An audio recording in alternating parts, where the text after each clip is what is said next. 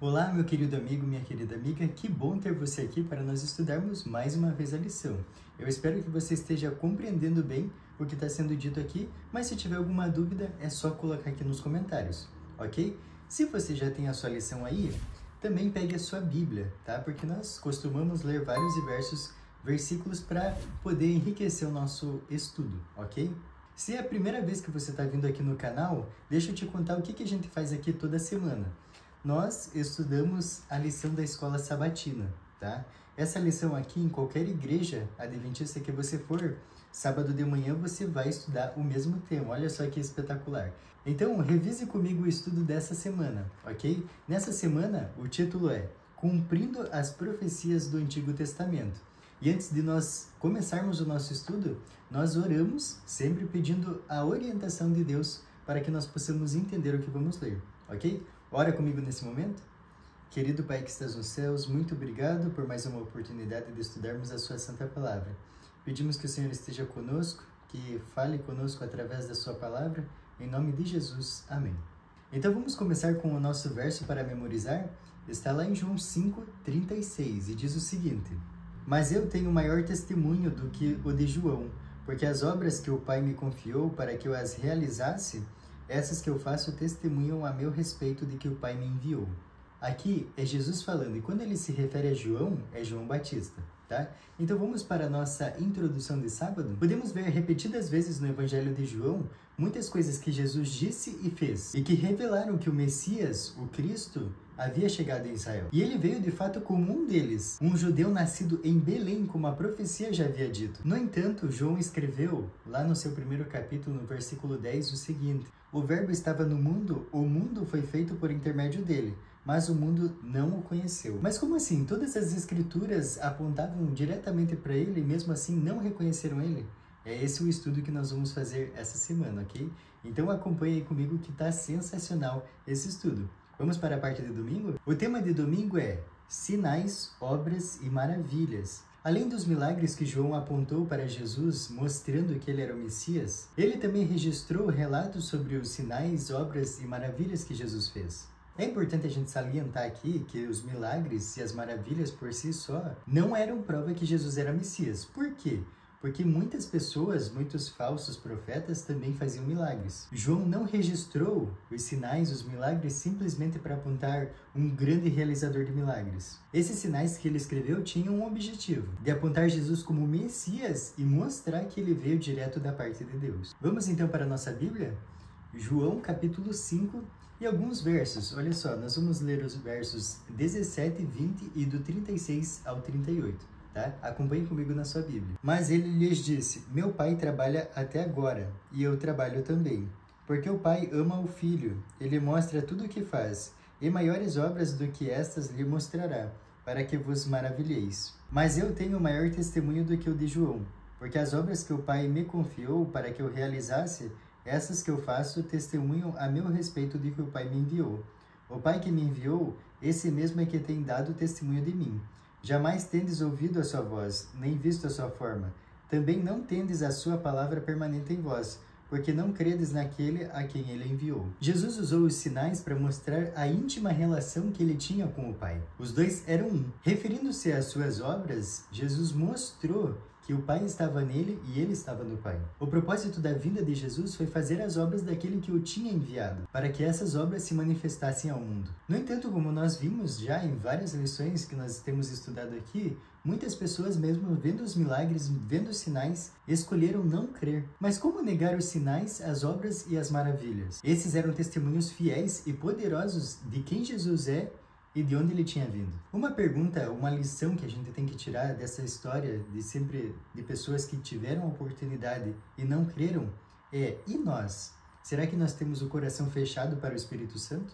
Será que as obras que Deus realiza na nossa vida a gente não consegue distinguir? Isso é importante de nós pensarmos, porque a dureza do nosso coração pode nos tirar do céu.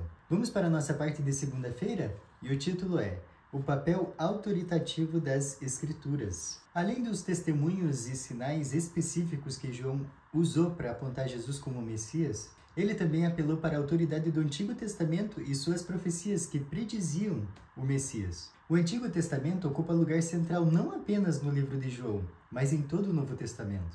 A justificativa para Jesus, de onde ele era, quem ele era, para que ele viera, todas estavam no Antigo Testamento. Vamos então ler um pouquinho mais de João para entender o que nós estamos falando aqui? Nós vamos continuar em João, capítulo 5, tá? Os versos 39, 40, 46 e 47. Olha só o que diz. Examinai as Escrituras, porque julgais ter nelas a vida eterna, e são elas mesmas que testificam de mim. Contudo, não quereis vir a mim para terdes vida, porque se de fato cresceis em Moisés, também creríeis em mim, porquanto ele escreveu a meu respeito. Se, porém, não credes nos seus escritos, como crereis nas minhas palavras? Ao longo dos evangelhos, Jesus repetidas vezes apontou para a autoridade das Escrituras como testemunhas essenciais da vida dele. Por exemplo, Jesus usou com frequência eventos do Antigo Testamento para apontar o que ele fazia e o que ele ia fazer. Como nós podemos ver a conversa entre Jesus e Nicodemos lá no capítulo 3. Ele disse assim: assim como Moisés levantou uma serpente no deserto, assim importa que o Filho do Homem seja levantado. Esse evento é uma clara referência a Números 21. Cristo se referiu à história, mas usou ela para apontar a si mesmo. Ele basicamente nos deu a interpretação autorizada do que aquela história queria transmitir. E não apenas Jesus, mas outras pessoas também usaram o Antigo Testamento para se referir a Jesus. Por exemplo, as palavras de Felipe para Natanael, que a gente pode ver lá no capítulo 1 de João. Ele diz: achamos aquele de quem Moisés escreveu na lei, e a quem se referiram os profetas, Jesus, o Nazareno, filho de José. Versículo 45. Agora nós vamos ler esses versos que estão aí na tela. Então, acompanhe comigo na sua Bíblia. Não falo a respeito de todos vós, pois eu conheço aqueles que escolhi. É antes para que se cumpra as Escrituras. Aquele que come do meu pão levantou contra mim seu calcanhar. Quando eu estava com eles, guardava-os no teu nome, que me deste e protegi-os, e nenhum deles se perdeu, exceto o filho da perdição, para que se cumprisse a Escritura.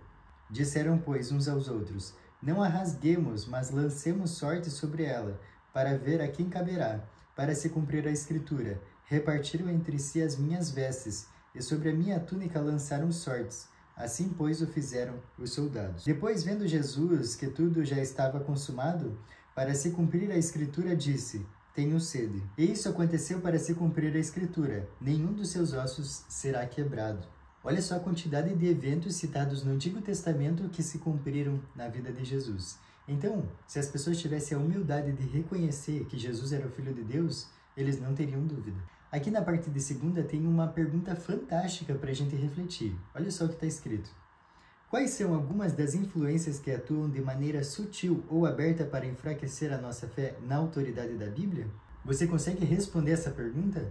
Nós temos que entender que tudo que não vem de Deus é uma potencial influência para enfraquecer a autoridade da Bíblia. Então, muito cuidado com o que nós assistimos, com o que nós ouvimos, com o que nós vemos. A gente tem que ter muito cuidado com as avenidas da alma. Vamos então para a nossa parte de terça-feira? E o título é Profecias do Antigo Testamento sobre Jesus, parte 1. Em discussão com os líderes religiosos daquela época sobre sua identidade, Jesus reafirmava a autoridade das Escrituras. E isso pode ser um tanto desnecessário, porque aqueles líderes religiosos firmavam sua fé nas Escrituras. Mas mesmo assim, Jesus enfatizava a autoridade da Bíblia e fazia isso para mostrar a eles quem ele era. Vamos ver então algumas profecias e seu cumprimento? Vamos para os nossos primeiros versos que estão em Isaías 43 e o cumprimento dele em João 1:23, ok? Então leia comigo. Voz do que clama no deserto, preparai o caminho do Senhor, endireitai no ermo vereda a nosso Deus. Então ele respondeu: eu sou a voz do que clama no deserto, endireitai o caminho do Senhor, como disse o profeta Isaías. O próximo texto que nós vamos ler está em Salmo 69:9 e João 2:16 e 17. Olha só o que está escrito. Pois o zelo da tua casa me consumiu, e as injúrias do que te ultrajam caem sobre mim. E disse aos que vendiam as pombas: tirai daqui estas coisas, não façais da casa de meu pai casa de negócio. Lembraram-se os seus discípulos do que está escrito: o zelo da tua casa me consumirá. O próximo está em Jeremias 2:13 e João 7:38. Porque dois males cometeu o meu povo. A mim me deixaram o manancial de águas vivas e cavaram cisternas rotas que não retêm as águas. Quem crer em mim, como diz a Escritura, do seu interior fluirão rios de água viva. O próximo está em Números 9:12 e João 19:36. Olha só. Dela nada deixarão até amanhã, e dela não quebrarão osso algum. Segundo todo o estatuto da Páscoa a celebrarão. E aconteceu para se cumprir a Escritura: nenhum dos seus ossos será quebrado. Espetacular, né? Nós vemos vários acontecimentos no Antigo Testamento e eles se concretizando no Novo. Embora Jesus claramente a todo tempo mostrasse o cumprimento das Escrituras na vida dele, sabe quando que eles foram crer? Isso está lá em João 2:22. Olha só o que diz. Quando, pois, Jesus ressuscitou dentre os mortos, lembraram-se os seus discípulos de que ele dissera isto, e creram na Escritura e na palavra de Jesus. Olha só quanto tempo levou. Será que nós estamos deixando tanto tempo passar assim também? Vamos então para a parte 2 do nosso estudo, que é a parte de quarta-feira. Profecias do Antigo Testamento sobre Jesus, parte 2.